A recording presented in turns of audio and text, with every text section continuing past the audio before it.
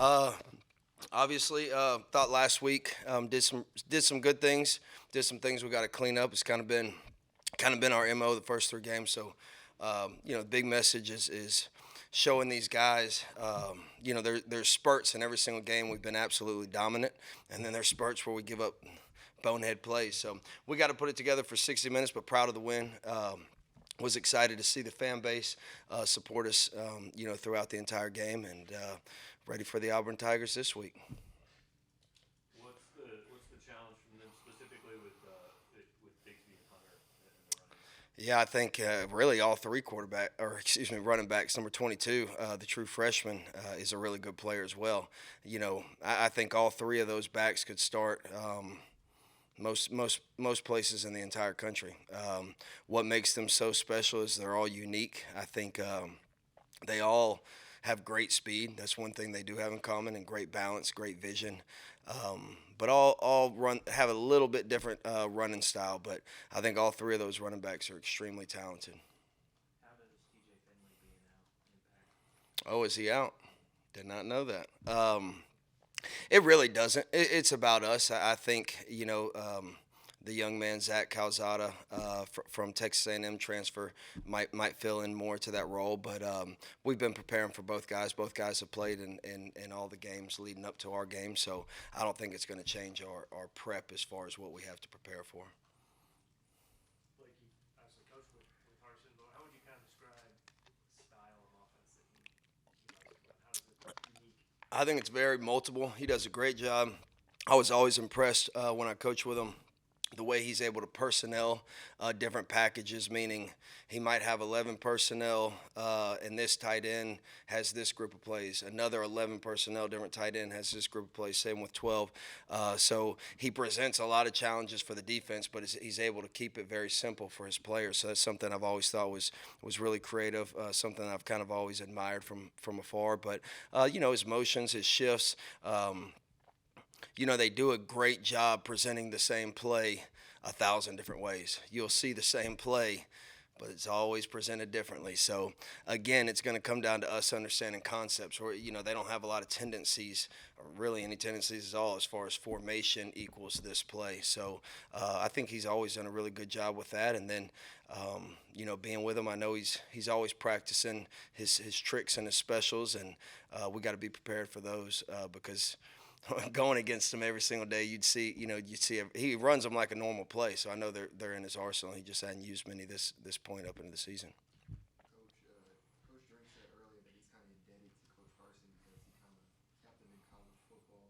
What do you think of Coach Harsin, and how did your opportunity to work as a safeties coach at Arkansas State? How did that come about?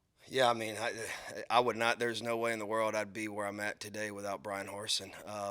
Being on the defensive side of the ball when he was the offensive coordinator at the University of Texas, and him taking a chance on me um, when it was my third year as a GA. Who knows what would have happened if I didn't get a full time job? You can only GA at a school for 3 years. So, I mean, to echo Coach Drink's sentiments, I'm indebted to him forever. Always had a lot of admiration. No, he's a really good ball coach. He's demanding. He made me a better coach without question. So I can't say enough good things about the man. Excited to face him this Saturday, and excited to see him before and after the game as well. Coach Baker, it looked like Christian Williams got started in nose this weekend. Darius Robinson rotated with Jayden at three technique. What went into that decision? Really, just it comes down to performance and preparation, and I think Christian Williams is just playing. He's playing at a higher level right now, and D. Rob's still doing a really good job for us. But I think Christian's probably playing the best in that room overall. So it's something I've said since day one, man. We're going to reward performance. We're going to reward.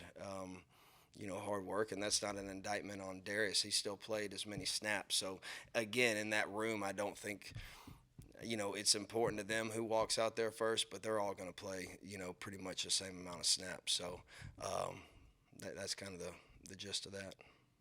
Just what have those conversations looked like you talked about earlier as far as not allowing those mental lapses that you've had in some of the past games? Because I know there's only so much you can say, and you got to be able to, at that exact moment, not allow that. So just what do those conversations look like? How do you kind of try and correct Yeah, I think a lot of the breakdowns have not been mental. They've been fundamental technical. So it comes back on me as a coach, and that's something this week. It's come down to our preparation, how we prepare, and it starts in practice. And I think probably you want to, as a coach, sometimes you get wrapped up on if they're just doing their job, not necessarily are they doing their job with great technique. And that's something this week it's really come back to full circle. That's something that anytime you give up big plays or anytime you don't play the best of your ability, you got to look in the mirror first. And I think that's really what came out of it, is making sure that we're playing with proper technique, proper fundamentals throughout the week. That's what's going to show up on Saturday. So I thought today was a really good job by our defense. Really good tackle angles, really good thud. I was really impressed with the way they came to work today. What kind of stuff do you do during practice to sort of emphasize the fundamentals? You just got to coach it. Again, I think we're probably all guilty as coaches of sometimes saying, are they where they need to be, instead of are they taking the proper footwork? Are they bent? Are they taking proper tackle angles? So it just comes down to a focus from us as a coaching staff. Blake, I think Auburn is one of the worst teams in the country as far as turnover margin so far this year. Is that something that, I mean, as a defensive coordinator, can you coach turnovers? How much of it is luck, and how much of it is planning? Yeah, I think it's a combination of the two. I think sometimes, I always say they come in bunches, and sometimes when it gets rolling, it gets rolling. I know back in 2014 when we led the country in turnovers, it just, once it got hot, it got hot. But it's something that we always demand, something that we always show our guys on tape. If a specific player has bad ball security, that's something that we highlight throughout the week so they're thinking about the ball. So I do believe as a coach you get what you demand. So we always demand and emphasize turnovers, especially if the offense that you're playing has put that out on film. We're never going to make something up and say, oh, they're terrible and they're high and tight every time. So if their ball security is waning a little bit, we definitely try to point it out to our defense and emphasize it's all about the football. Blake, from what you've seen through the first 3 weeks, what more are you hoping to see from your defensive ends? The biggest thing is consistency. We're playing a lot of guys at that position. So I think their effort's been there. Overall, I think they have probably been a little more consistent. I think as a defense, not just defensive ends, we got to create more havoc. That's been the last 2 weeks. That's not us. That's not our style. And it comes down to it's first year in a system. But we've got to understand how this defense is built and how it's predicated and how we're dictating to offenses. And sometimes I don't think we're doing that. Not necessarily defensive end. I'm just talking about as all 11 out there. So that's one thing that we got to do a much better job of defensively. Coach, a lot of this Mizzou staff has coaching ties to Coach Harsin or to Auburn. Like, does that kind of help putting together a defensive game plan? Does that help you? I mean, not really. I mean, I think it all comes down to again what we do, but also just the preparation on the tape. I think maybe knowing that he's got a lot of specials, that I've seen before that maybe we can show our guys maybe helps, but I don't think that's a secret to the country. I don't know how much specifically me having a relationship with Brian Harsin is going to help us game plan for it. Nothing more than what the film would say. Coach, how did it feel for you to see Ennis Rakestraw get that interception last week after his road back with recovery, and then how do you hope he builds up? I thought about one. He told me during the game, so that's my first one. So I was like, holy cow, I would have never guessed that. But yeah, just to see him overcome that knee, and the cool thing is, man, he had put that on film throughout camp. I mean, multiple times that same exact situation where he's been physical at the point of attack and the ball's kind of popped into his hands. So just to see him overcome, obviously, the hard road back from a knee surgery, but then being able to transfer practice, what he's done in practice to the game tape is always awesome as a coach. But I couldn't be happier for him. He's playing at a high level. Again, he's ultra competitive. He's physical. He's a joy to coach. He's a lot of fun to coach. I wish I had a whole room full of Ennis Rake straws. He's a special young man. Like, what can your side of the ball learn from the experience that K-State was going on the road and starting the game not the best way? Yeah, I think we can, again, like I said, anytime you lose, you want to take something from it. So I think two things. One, I think we understand we got to start fast in a hostile environment. And then two, we got to understand if things don't start off fast, just keep chopping wood. Again, we were in that game for a long time, although the final score didn't say that. But I think as a team, I think we learned that we're never out of it. I think in some weird ways, it kind of built us a little bit of a harder shell, to be able to bow our necks in those situations and continue to fight. Like I said, it's kind of weird, but I think our defense kind of grew in some ways from that game. So hopefully we learn from it and can build on it if we fall behind this Saturday. Blake, Marcus Clark saw some action at the end of last game. How have you seen him progress well over a couple weeks now? And could you see more playing time this week at Auburn? Yeah, I think he's done a really nice job. Again, I think it's coming back to him. He's working hard outside of just the film room and the practice field. Spending some extra time with coaches, spending some extra time up here on his own. So I'm pleased with the progress he's made in a short period of time. So yeah, you could definitely see some more playing time. I think a lot of that will be determined from this week of practice. In preparation so far this week, has finding ways to get pressure on the quarterback been an emphasis for you guys? And if so, like, how have you guys been attacking that approach? Going back to last week, we went back and looked, and they got the ball out in 2.1 seconds, 2.15 seconds. So we didn't really, and it's smart by them. We saw a lot of max protection. So I think last week was a little bit of, and really 2 weeks ago when you look at Kansas State falling behind. So I think both of those games, I wouldn't say that's,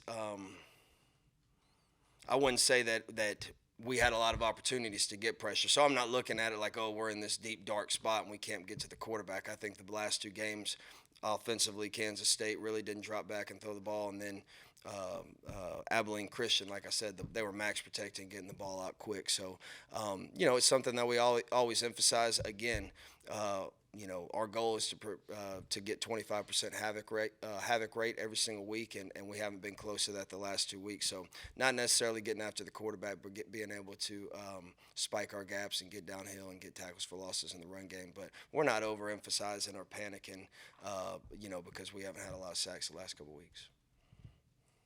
Anything else for Coach? Like, how can you stand wearing a hoodie out there when it's not? Oh, man, it feels good, man. It's a mentality that, my players ask me that all the time. And I say, man, I don't even feel the heat. So it's something that, honestly, in a lot of ways, I think it makes you sweat a little more, and it's kind of more comfortable for me. So I don't know.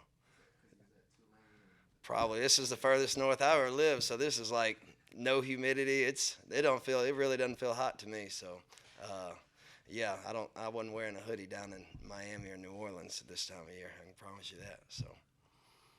Thank you, sir. Thank you. Appreciate it.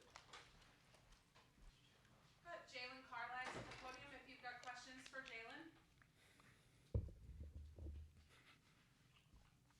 Jaylon, were there any lessons learned at your last pro game you guys trying to apply in this one, just as far as dealing with the crowd and adversity, things like that?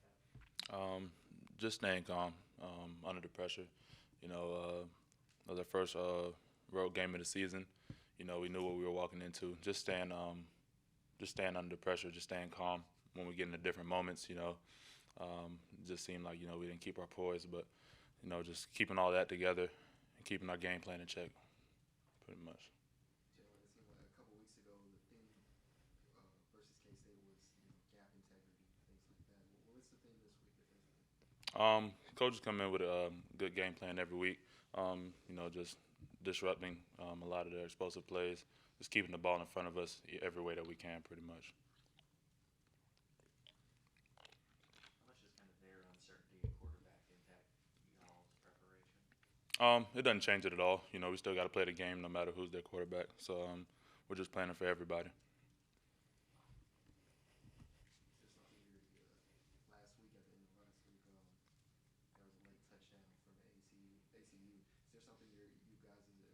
starters in the secondary are telling the younger guys to kind of work on to help sure that doesn't happen going forward? We tell them the same things we kind of tell everybody. It's just pretty much for the most part. We saw what happened, but we just told them, keep your head up. It's just gonna happen. That's football. Stuff like that's gonna happen. You can't let that one play affect your season or how you play the game, next game, stuff like that. So that's kind of what we tell everybody. Starters included. When something like that happens, we going down on field goal. We tell each other, keep your head up. We're gonna keep going. That's not the end of the game. So just telling them that, and that's kind of putting them back in a better place for next week. Anything else for JC? Thank you, sir. Yes, ma'am.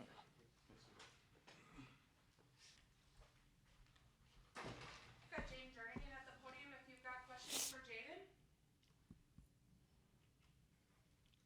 Jayden, specifically in the run game, what have you seen out of the challenges Auburn presents? Really, it's just like any other O-line, a good O-line. They all stick together. If they move in one way, they all gonna move it the same way. They do pretty well in pass blocking, a lot of max protect stuff. But it's just another O-line, it's another opponent. Jayden, Coach Baker talked a lot about how Auburn and Brian Harsin run a lot of the same plays, but at different formations with different looks. I mean, how do you guys? What's the key to dealing with a lot of that smoke and mirrors and stuff? It just goes back to preparation and not letting our eyes get deceived. If we just stick to our job, then everybody should be in place to make the play.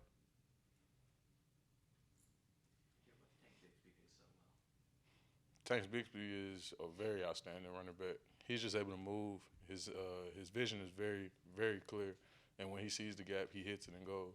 Much like our last opponent against K-State, he's able to hit the gaps, and when he hits the gap, he goes. Our job is just to contain him, stop him, do what we need to do. Do you guys expect him to get more touches than he did last game? I think he touched the ball maybe 11 times. Truly, honestly, I don't even know his touches. I'm not really focused on him. We're really just focused on ourselves this week. If we are able to get our fundamentals down and be in the right spot, right position, we be able to make the plays.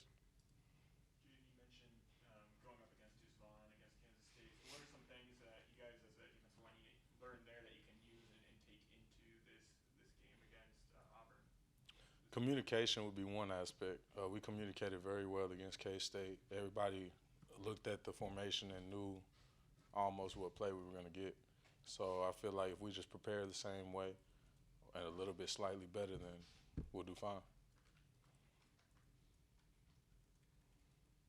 Anything else for Jayden? Jayden, it seems like Abilene Christian rushing attack had a fair amount of success in the first half. In the second half, it kind of petered off. What were the halftime adjustments and kind of what are y'all building off going forward? Really, we just came in there and fixed our mindset. I feel like we didn't prepare very well against Abilene Christian. I feel like when we got to the game, our minds really wasn't focused on ourselves, just completing the mission. We were really overlooking who we were playing. So I feel like this week, when we prepare ourselves better, it'll be a better outcome. Thank you, sir. Got Martez Manuel at the podium if you've got questions for Martez. Said you had a really nice day on Saturday. Noticed the club was gone. Do you feel like that was part of the reason why you had it? Yeah, super blessed that I finally got it off. I feel like I can do more. When I was playing with the club, I kind of just had to stick my arm out and hope for the best because I couldn't really grab anything. So now I can actually use my hands. So that's a big blessing. So yeah. The emphasis on not missing as many tackles this week. What do you do kind of during the week to prepare for that, put an emphasis on that? Yeah, first of all, you got to tackle or at least stud up with the scouts team. You know what I mean? Can't complain about missing tackles on Saturday, but you don't want to tackle all week. You know what I'm saying? So just small stuff like that. Or even periods where we're going against our offense or doing drills where we're not actually tackling. Having good leverage, having your hips down, and tagging off at the right position like you would make a tackle. Just stuff like that pays dividends. So, yeah. What's their run game do so well with Tank Bixby there? Shoot, they got a lot of good running backs, honestly. And then they got number 9. I'm not sure his name is, but he can run too. So, they got a really solid run game. So, I trust Coach Baker. He's going to draw up the right stuff, and I trust our guys to get the job done. So. How much harder does that run game kind of make your job back there? I wouldn't say it makes it harder. It just, I just got to make sure to do my job, do my part. And if everybody does their part, then we should be good. Some of the things versus K-State gap integrity in terms of the cable this week. Definitely. Hopefully we ain't playing in the monsoon this week, but yeah, gap integrity gonna be huge. Martez, not sure how much if the ones go against each other like in fall camp in the spring, but at the start most of them wound up against Dominic Lovett a lot. What makes him so tough to deal with, and did you see the start to the year like this coming for him? Oh yeah, I seen it from the beginning. I seen it from when we used to do like routes on air in the summertime. Super fast. He just got that, it factor, and I'm happy that he finally got to show the world what he did. Now it's about making sure his mind stays level and he realizes that he got to repeat it again this week. Yeah, you mentioned he's got the it factor. Can you kind of explain what you mean by that? Yeah, I mean speed, hands, grit. I feel like he has a good drive too. Every time he lines up, he's trying to win. So stuff like that, and, to get that in a guy that's only a sophomore is really hard to get. So it's good. Martez, you guys have kind of struggled on the road through the last few years here. Yeah. What do you think is kind of the root cause of that? Man, I wish I could tell you. Man, that's something that I emphasized to Coach Drink kind of after the K-State game, just like, we won like 2 games in a row since I've been here, which is unacceptable in my opinion. And, we kind of talked about things that we can do to implement playing better, on the road. So we're kind of still going through that. But just trying to, one thing he said that I liked is just not make it bigger than what it is. And we really got to lean on each other when we're in these stadiums. Like everybody keeps telling me about how much of an environment Auburn is going to be. So being in a stadium like that, we got to lean on each other and realize, it's just us in there. So, yeah. Martez, how does it feel for you to see Ennis Shark get that interception last week after his journey, obviously? Yeah, man, it's awesome. A lot of people get an injury like that and they shut down, but Ennis kept working, and to see he's finally getting rewarded for all that he's been through is a great feeling. I was really excited to see that for him.